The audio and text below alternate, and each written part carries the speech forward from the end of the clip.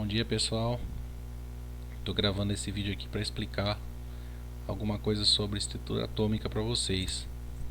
Então, nesse vídeo nós vamos ver aqui, noções sobre estrutura atômica, valência dos átomos e análise de cátions e ânions.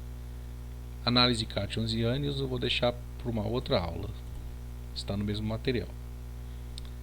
Vamos lá. Eu fiz uma tabela aqui com alguns exemplos para a gente falar sobre estrutura atômica, visto que esse tópico já foi abordado em outras disciplinas. A gente só vai usar alguns conceitos para entender a carga de alguns íons. Então seria essa a ideia. No primeiro vídeo foi falado sobre ligações iônicas e eu vou pedir alguns exercícios sobre ligações iônicas, representação dos compostos iônicos. Um dos exercícios que eu vou pedir, combinando também a parte de distribuição eletrônica de íons. Beleza. Aqui eu peguei alguns elementos que eu achei interessante. No caso do sódio, que é um alcalino, né? Metal alcalino. O cálcio, um metal alcalino terroso.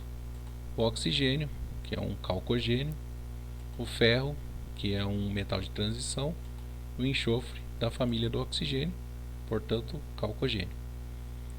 E coloquei aqui os números atômicos do sódio: 11, cálcio 20, oxigênio 8, ferro 26 e enxofre 16. Aonde acha os números atômicos? Tabela periódica. Está aqui as tabelas.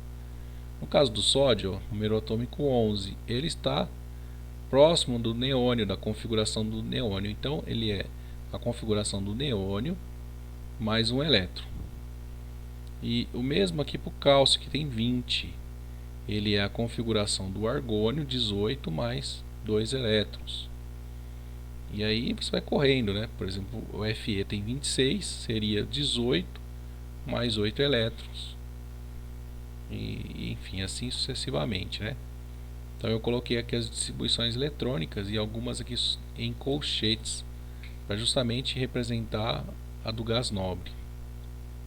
No caso do sódio aqui, ele tem a configuração do neônio, que é 10 elétrons, e mais um elétron, S1. Se ele perder esse 1 elétron, ele vai ficar com a configuração do neônio, vai ficar estável. Então ele vai apresentar o cátion mais 1, Na+.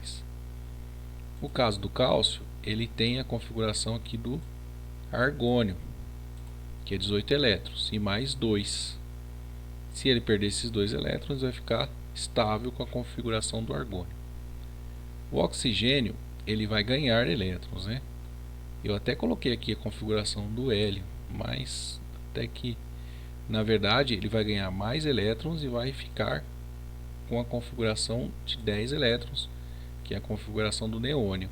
No caso do oxigênio, ele pode ganhar 2 elétrons e ficar estável. No caso do ferro, vou discutir depois. E o caso do enxofre é o mesmo caso do oxigênio, pode ganhar 2 elétrons e ficar estável. Vamos falar sobre o ferro. O ferro ele tem a configuração aqui do argônio, né? 18 e mais 8. Então ele tem 26 elétrons. Beleza. Então ele aparece aqui na natureza com essas duas formas, Fe2 e Fe3. Vou lá. Escreva a distribuição eletrônica para os íons Fe2 e Fe3. Fe mais 2, a gente tem aqui 26 elétrons, que é o número atômico, menos 2, 24 elétrons que a gente precisa distribuir. Fazendo a distribuição eletrônica, vocês aprenderam nas outras aulas aí de química, vão chegar nessa conclusão. E aqui estão os orbitais, né? 4s vazio e o 3d aqui os elétrons distribuídos. Isso seria o íon Fe mais 2. O Fe mais 3, a gente vai tirar 3 elétrons, vai tirar 2 da camada mais externa e um da subnível D aqui. Então vai ficar 4s0, 3d5 desemparelhado. elétrons desemparelhados oferecem menor energia, então esse composto é muito mais estável do que esse. Então, na natureza é muito mais fácil encontrar o ferro nessa forma do que na forma 2, tá certo? Bom, então era isso que eu tinha para falar. Depois vão ter os exercícios, né? Após assistir os vídeos, vocês vão estar aptos a fazer as tarefas. Se tiver alguma dúvida com relação às tarefas, eu estou online no horário da aula. Beleza? Bons estudos, galera. Tchau.